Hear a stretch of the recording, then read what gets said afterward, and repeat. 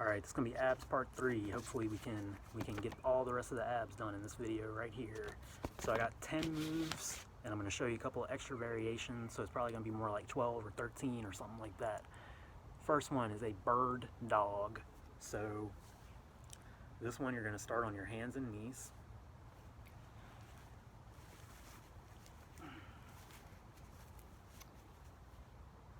Get your posterior tilt going. And what you're going to do is you're going to extend contralaterally, meaning opposite side arm and leg. So for this first rep, I'm going to pick up my right arm and I'm going to pick up my left leg, which means I'm going to shift my weight before I do that into my right knee and my left hand. So really bearing down with right knee, left hand so that I can pick up left leg, right hand. And I'm not trying to go up, I'm trying to go out, back behind me, so that I don't lose my tilt. Speaking of tilt, you don't want to be tilting your hips from side to side. You want to stay as square as you can. So like, if you had a flashlight on your hips and you had a flashlight on your chest, you would want that beam of light, both of those beams of light, to stay as stationary on the floor as possible. So here, I'm going to come down under control. Now I'm going to shift my weight to the other hip and the other knee, and I'm going to pick up opposite arm and leg. You want to try to do it in as coordinated of a fashion as you can. However, if you need to sort of stagger how you pick up your arm and your leg, so you pick up your leg a split second before you start picking up your arm, or if you just want to do one limb at a time, that's fine. So if you don't, instead of doing arm and leg, you just do leg up, leg back, down, and then arm out in front, down. So you can do it like that. Russian twist. This is a simple exercise, but the reason that I wanted to show you how to do it is because basically everywhere that you'll any Russian twist that you find on the internet is probably 99% of them are going to be just wrong, okay? And I'll tell you why in a minute. So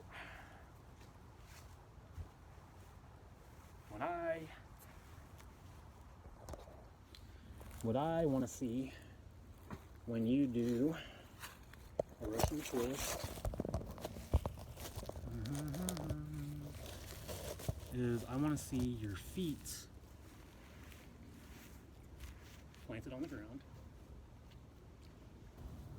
and I want you irradiating the whole time, your whole lower, or your whole, irradiating with your core into the ground, so that your whole lower body is like pushing down into the ground from heel to butt.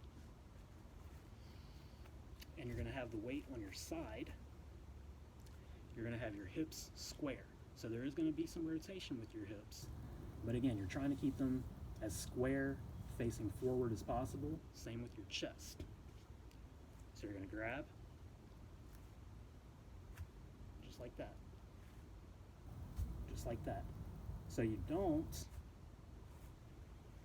want to be twisting and turning. You don't want to pick a weight that's so heavy that your feet have to come up off the ground for you to move it. And those Russian twists that you'll see on the internet, and go ahead, man, go ahead and Google Russian twists after you watch this video, man. You'll see what I'm talking about. People do them with their feet off the ground, and they're leaning back, and then they're twisting and turning like this.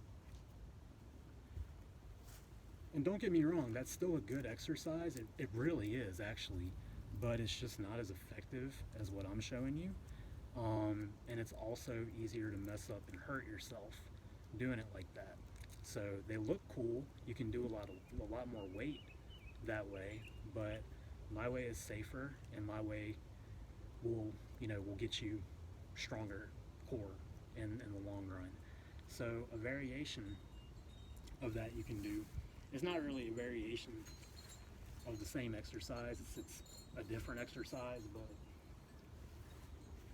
it's very similar in terms of starting position and muscles worked. So I just call this a Russian slam. So you just saw me split my legs out, and you're going to have the weight in the middle, and then you're just going to, with arms, and I don't think I mentioned this for the twist. You want your arms as straight as possible. You want to be locking your elbows out, ideally, but if your elbows bend a little bit, that's fine. Just so there's a difference. So I'll go back to the Russian twist. So ideally, you want, I'll move my big feet out the way so you can see. That's ideal. However, in the real world, it's probably going to look more something like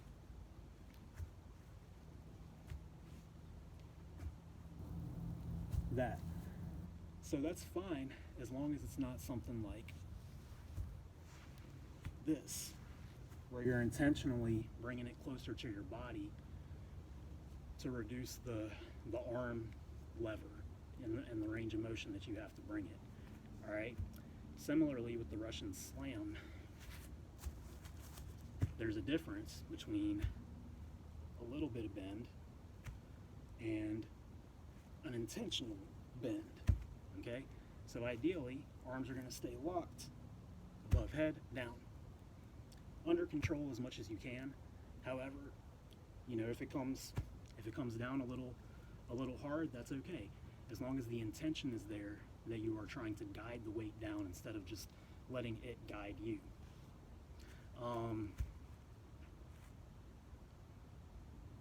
So yeah, that's it. I'll show you one more incorrect one just in case.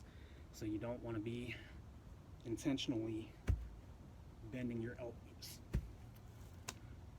Next, we're going to do a windshield wiper. So this one, you're going to lie on your back. You're going to posterior tilt, and you're going to bring your legs up. That's the starting position. And you're going to bring them side to side. Arms are going to be out.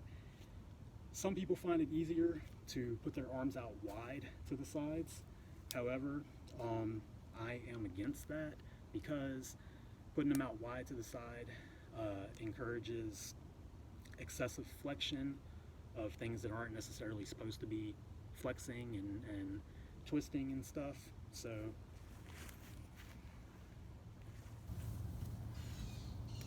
I'm going to recommend hands in a little bit closer.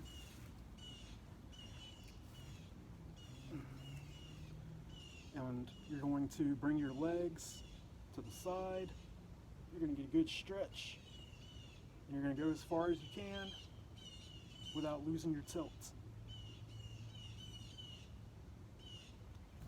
So this leg, my left leg, my legs are coming to you. Obviously that hip is going to have to open in order for that movement to occur. My right hip on this side, so you can't see, is going to be resisting that movement. It's going to be resisting gravity. Okay, so you can almost think of it as I'm going to be letting my left leg fall, and my right leg is going to kind of be pulling back on it as it's falling, so that when it's time to switch direction, I don't have to like reset or anything. I already have that tension built up. I already have that intent built up so that I can just make as smooth of a transition as possible. And then same thing on the other side. So I'll show you what I'm talking about again. So I'm going to be coming to you first with my left leg.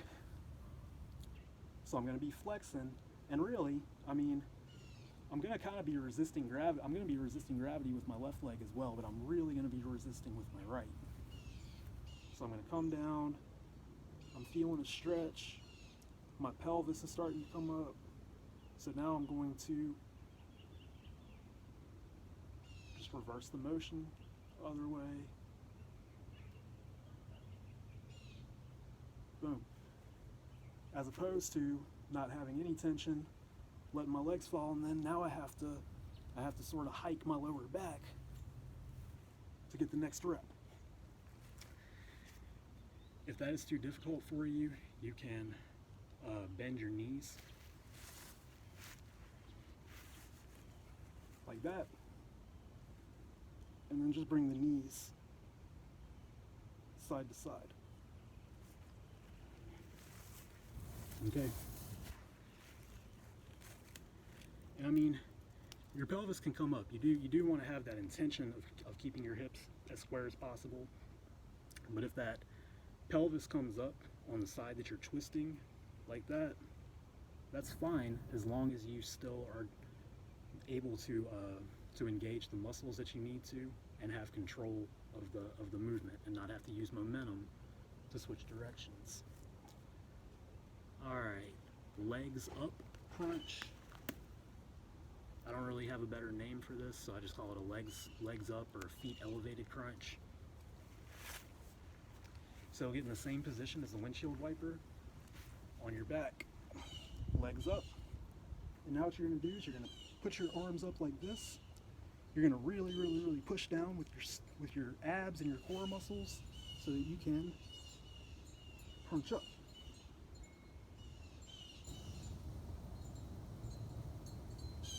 And that's it. Next one, Superman or swimmer.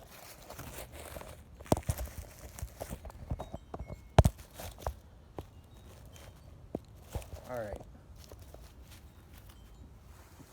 So this one's going to work on extension. You're going to get on the ground and you're going to posterior tilt into the ground. You see that?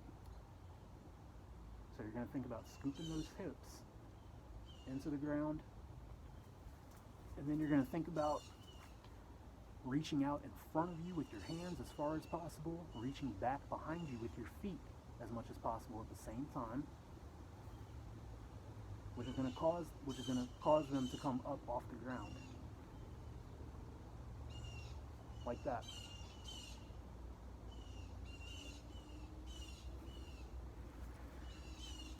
So what you want to be feeling is it almost feels like the muscles in my lower back and my glutes and like the crease of like the bottom of my butt, where like the back of my thigh meets my bottom of my butt cheek. It feels like all that is just from my back pushing through my body into the ground to create that stability. That's what you want. And when I was coming up, it was basically bottom of my rib cage to bottom of my pelvis was on the ground. So get that posterior tilt, boom, just like that. Don't lose your tilts. So if Supermans are too difficult for you, if you cannot lift up all four limbs at the same time without losing your tilt, you can do a swimmer instead, which is basically a contralateral Superman. So you'll go opposite leg, opposite arm, or you can do one limb at a time. So same setup, tilt. You can do left leg, right arm, right leg, left arm. You can do leg, leg, arm, arm.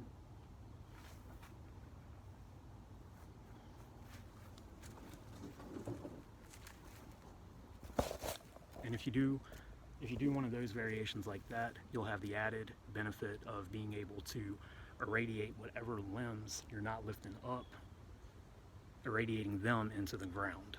You'll be able to have that added benefit. All right. And that's all we're going to do for that one. I will get you the rest